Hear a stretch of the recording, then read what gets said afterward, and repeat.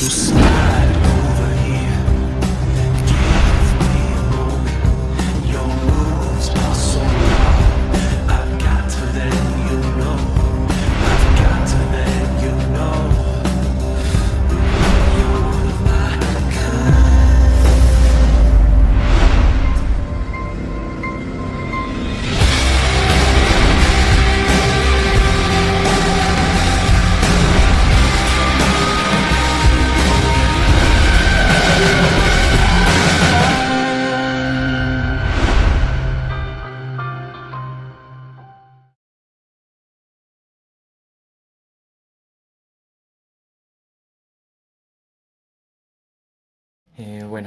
Con relación a la definición, para Hans Goppinger, la criminología es una ciencia empírica e interdisciplinaria, la cual se ocupa de las circunstancias de la esfera humana y social relacionadas con el surgimiento de la comisión y la habitación del crimen.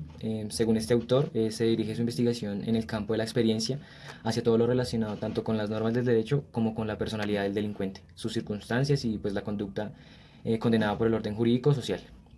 Otra aproximación acerca de la definición es como aquella ciencia multidisciplinaria cuyo objeto de estudio son el delito, el delincuente, la víctima, la conducta y todo esto con el fin de explicar las causas y los motivos pues, del fenómeno que se viene, prevenirlo y así de esta manera poder analizar cada caso de una manera concreta y pues específica.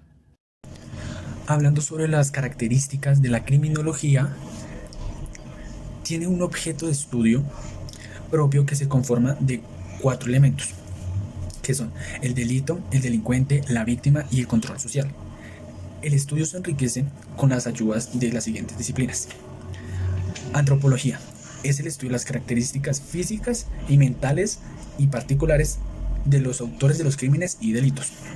La biología estudia el nombre de la conducta antisocial como un ser vivo desde sus antecedentes genéticos hasta sus procesos anatofisiológicos. La psicología es el estudio del psique en un sentido científico más no filosófico. Las principales características de una criminología más aplicada son la aplicación de conocimientos en la resolución de alguna problemática o fenómeno social que genera herramientas para la prevención de conductas antisociales. Generalmente en el siguiente paso, después de haber sido afectado una investigación ampliada, esta aplicación puede generar unos conocimientos, así como líneas de investigación, que ellas permiten centrar la investigación para el fortalecimiento del área, como la mayoría de las veces que únicamente es una aplicación donde se observan investigaciones suponiendo únicamente el crimen como un tanteo. ¿Qué tal? Bienvenidos a esta nueva sesión. El día de hoy vamos a tocar el tema del derecho penal y la criminología. Para este caso vamos a tener en cuenta la gran influencia de un personaje que, bueno, se le puede recordar ya sea porque fue una de las tantas víctimas de la toma y retoma del Palacio de Justicia, o también porque fue un gran jurista, un gran magistrado, o porque también fue presidente de la Corte Suprema de Justicia. Me refiero al doctor Alfonso Reyes Echendía, quien también hizo grandes aportes desde la rama del derecho en la cual se especializó, la cual fue el derecho penal. En este caso, el doctor Alfonso decía que hay varias disciplinas en las que se estudia el delito, la criminalidad o conductas que se pueden desviar, bueno, de acuerdo a cómo se tipifican este fenómeno. El derecho penal para el doctor Alfonso se limita al comportamiento legalmente descrito como delictivo, al tiempo que la criminología está encerrada, no está tan encerrada, perdón, por esas barreras normativas, por lo cual se puede decir que el derecho penal es más dogmático. En cambio, y en contraposición, la criminología es más antidogmática. Sin embargo, tiene un punto de convergencia. ¿Cuál es? Es la persona. Solo que tiene una visión un poco opuesta a ella. Por ejemplo, el derecho penal dice que, o bueno, considera que la persona es aquel o aquella que ha realizado o ha contribuido a realizar una conducta descrita en la ley como delito, que lo ha hecho o no de manera antijurídica, culpable y por ende también consideran que es un mero sujeto de sanción penal. En cambio, la criminología dictamina una mayor relevancia cuando la persona y el delito no son dos hechos completamente aislados. Para el derecho penal, el Estado es al propio tiempo creador del delito y sujeto pasivo de algunas de sus modalidades. Así, para criminología, es en buena parte el Estado responsable de importantes factores, ya sean económicos, sociales o políticos, que contribuyen a la existencia de la criminalidad igualmente. Esta institución es la que con mayor coherencia reacciona ante tal fenómeno mediante planes, programas, normas orientadas hacia su prevención y represión. Para el derecho penal, la pena es la consecuencia legal de la realización de una conducta típica, antijurídica y culpable. Para la criminología es la más evidente reacción del Estado ante el delito y su más frecuente instrumento de represión. Resulta así que el campo de acción de la criminología es mucho más vasto que el del derecho penal. Bueno, creo que esta fue mi intervención en esta sesión. Muchísimas gracias.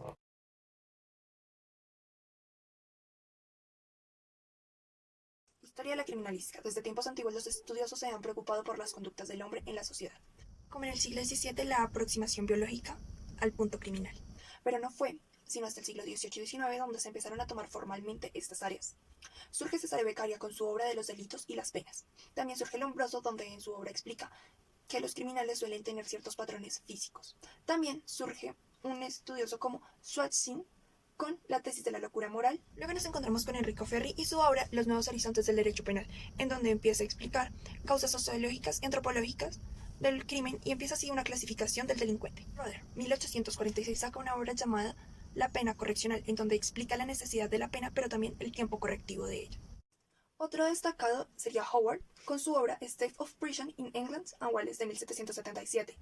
Por estas épocas se empezaron a considerar la criminalística con otras áreas, como lo fue la medicina y la psicología. En conclusión, muchos pensadores y filósofos llegaron a que la finalidad de la criminología era la reintegración del criminal en la sociedad por medio del método experimental consistido en la observación, interpretación y experimentación.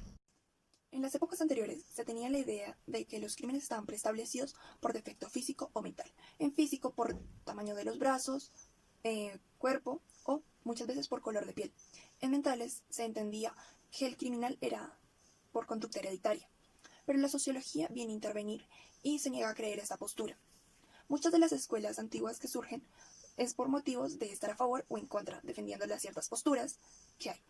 Surge la escuela positivista, donde ponen a Lombroso como uno de sus principales exponentes. Luego está la escuela ecléctica, donde el fundamento teórico es el contrato social y la responsabilidad de manera individual. Y la escuela social, donde admiten que la responsabilidad es individual, pero debe haber una fuerza social o un sistema jurídico que la coaccione, apoyada por el filósofo Durkheim. Criminalística. Como primera característica tenemos que es conformada por un área técnica. Primero, área técnica. Como segunda característica tenemos que descifra qué pasa en los hechos. ¿Qué pasa en hechos? Como tercera característica tenemos, se auxilia de otras ciencias llamadas forenses. Ciencias forenses. Como cuarta característica tenemos qué métodos se aplican o qué técnicas de investigación para determinar si se cometió o no un delito. Es decir, cómo pasó, quién lo realizó, cuándo, etc. Quinto, determina si un hecho tiene relación penal o no. ¿Penal o no? Sexto, estudia cómo se consumó el delito, quién es la víctima y el victimario. Víctima y victimario.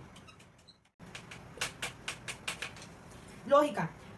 ¿Por qué lógica? Porque la ciencia involucra la lógica y no al contrario. Se puede llegar a la solución, método experimental, simplemente por deducción. Y por 13 tenemos, la 13 característica, es auxiliar de la administración de justicia. ¿Por qué? Porque aporta elementos para esclarecer los hechos judicialmente. También se utilizan en los conocimientos criminalísticos en materia laboral. Ejemplo, para detectar accidentes laborales o para verificar paternidad. Auxiliar de la administración de justicia. Auxiliar de justicia. Muchas gracias. Ahora seguimos con la relación entre criminalística y el derecho penal. La criminalística es una disciplina auxiliar de derecho penal, ya que por medio de procedimientos o técnicas científicas que ésta dispone, dan respuesta total o parcialmente al hecho delictivo o a la reconstrucción de los hechos. Es decir, la criminalística cobra vital importancia en la esfera penal para descubrir la identidad del criminal, las circunstancias que rodea el hecho y el valioso aporte como prueba pericial. Así pues, cumple con uno de los objetivos principales de la prevención del delito y como explicar ampliamente ante la manifestación de un fenómeno criminal.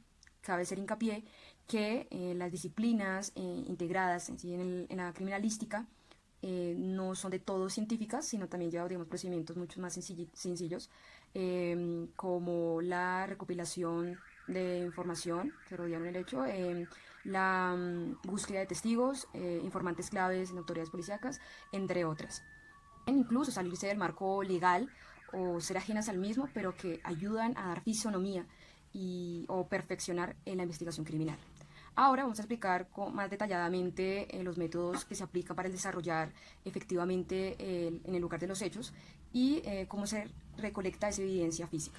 Entonces, primero, la conservación, la observación y la delimitación de la escena del crimen, la extracción y el sometimiento de las muestras en el laboratorio. Evidencia física, bueno, la primera, la fotografía, que documenta fidedignamente todo lo relacionado con la escena del crimen, el arte forense, que es el retrato compuesto o hablado a partir de la memoria de la víctima o con base a videos o fotos, el planista, que grafica la escena del crimen, la balística, que estudia necesariamente los cartuchos, las balas y las armas que se relacionan al homicidio o homicidio, la dactiloscopia, que es por medio de vapores de yodo, polvos especiales y para detectar huellas latentes en la escena del crimen, y la entomología, que se interacciona mucho más con el sistema judicial, ya que analiza o hace un estudio profundo de los insectos o artrópodos como prueba científica en material legal, para así detectar el tiempo, las circunstancias y el lugar en que se cometió.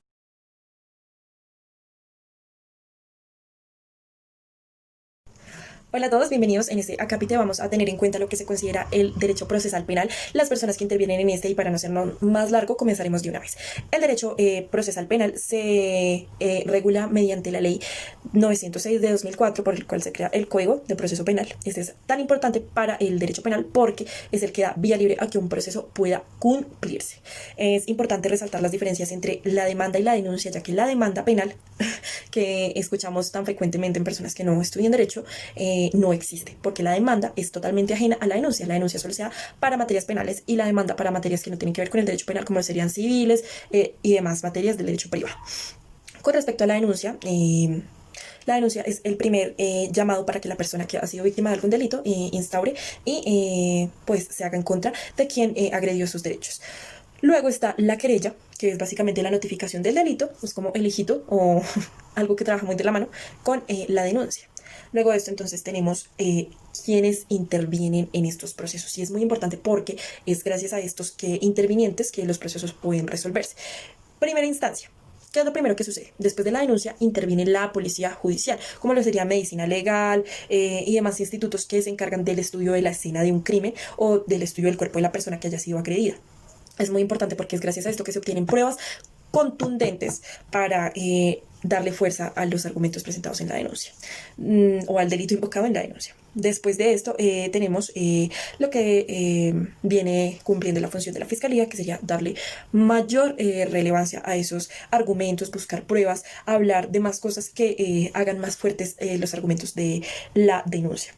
Luego está la Defensoría del Pueblo, la cual garantiza los derechos de la persona que vaya a ser judicializada, o sea, del victimario o del presunto infractor de los derechos.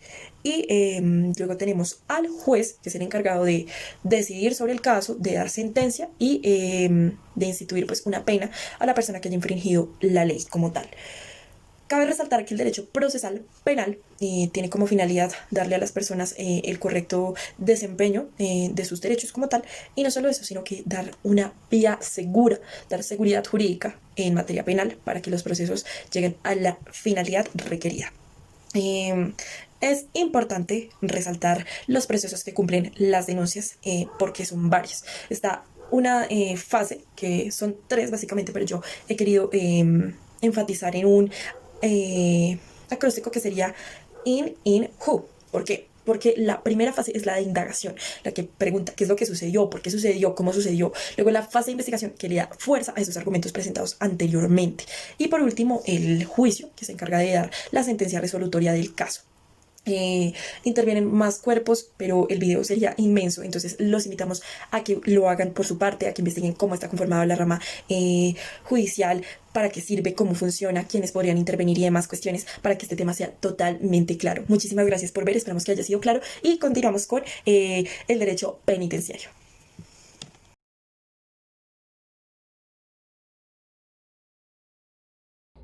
Yo les voy a hablar sobre el derecho penitenciario. Primero nos podemos situar en cuando tiene un nuevo horizonte, y esto lo tomamos a partir de datos científicos. Esto nos lleva a representar una clasificación de delincuente, y a esto lo vamos a denominar derecho penal. Una nueva escuela del derecho penal surge a partir de esto, que va a ser el positivismo en 1886. Bueno, más enfocados, el derecho penitenciario tiene una antigua aplicación que eran las penas privativas de la libertad. Sin embargo, esta solamente era aplicada para evitar el fuego o la fuga de los reos que obviamente iban a estar privados de su libertad. Sin embargo, ellos en muchos lugares aplicaban castigos corporales como un mecanismo para la prevención continua de estos delitos por parte de las mismas personas. En Colombia, hacia 1914, podemos ver la implementación del derecho penitenciario.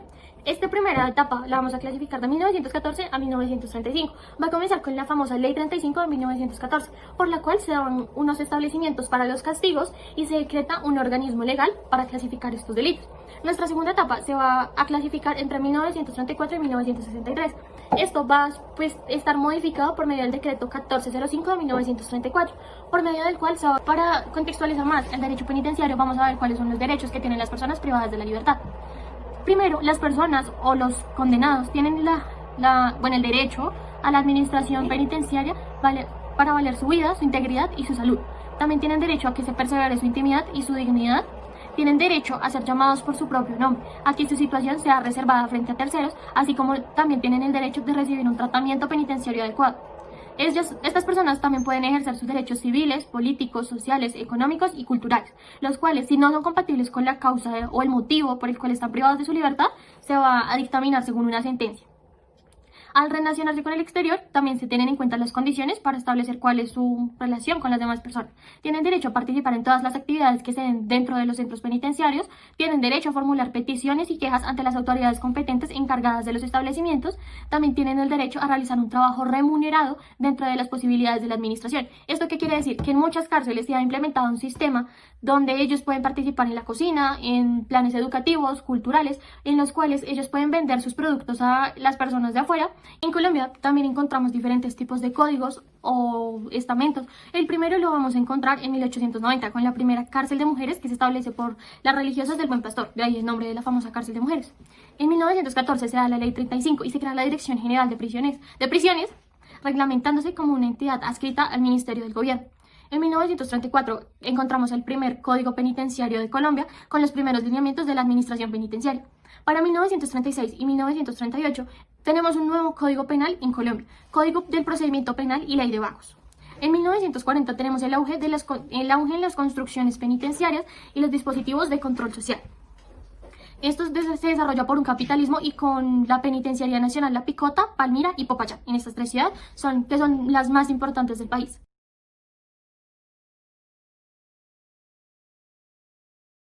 La relación que existe entre el derecho procesal y el derecho penitenciario penal. En esto se expresa la criminología, que va ligada íntimamente al ámbito político. De esto se derivará la norma jurídica. Para una mejor argumentación de esto será que también va ligado a la acción de justicia que tiene cada uno. En primera parte está el derecho penitenciario. En este se utilizará un conjunto de normas jurídicas para regular la actividad penitenciaria. Y por otro lado tenemos el derecho procesal, que en este también se utilizará un conjunto de normas jurídicas, pero su diferencia es que regulará el procedimiento de esto con un carácter penal. Cada una va meramente ligada a las normas jurídicas y a la criminología. Esto quiere decir que se podrá dar campo abierto a que se puedan investigar los hechos delictivos y también, como lo dice su relación jurídica, se establecerán algunos derechos. Para mi opinión, esto, además de ser una relación, también se dará más allá una necesidad que tiene el uno con el otro, ya que son pasos a seguir para un fin. En primera parte está la efectividad que tendremos de la norma y en segunda parte está la utilidad de las normas para dar un hecho penal. Quiere decir esto que será una respuesta a la relación judicial. Para resumir lo que acabo de argumentar, diré que la relación que hay entre el derecho penitenciario y el derecho procesal penal es la norma jurídica, ya que cada uno utiliza este factor, pero en diferentes acciones para dar en sí la justicia. Y lo que busca el derecho penal es su respuesta.